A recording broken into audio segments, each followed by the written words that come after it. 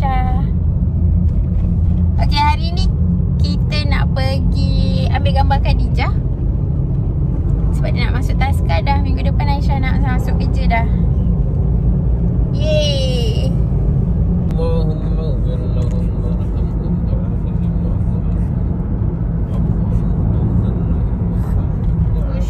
Ush.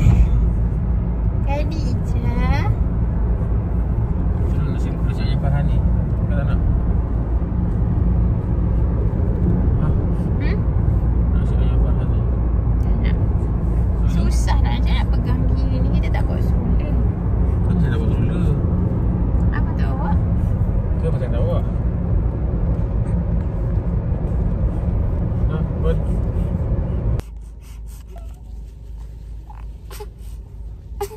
Ya Allah. Jah, tengok ni Jah.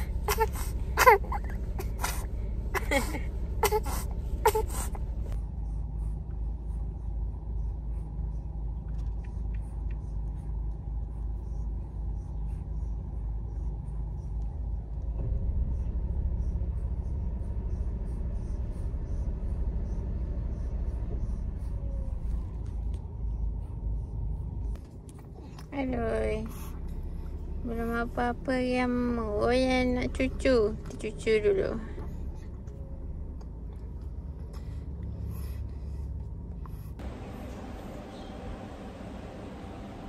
Artis dah tak ada mood. Minum susu dah ngantuk pula.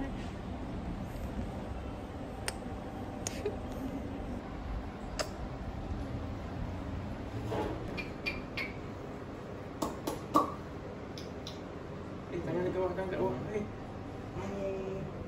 Tangan dekat bawah. Boleh tangan. Sekejap Ini je.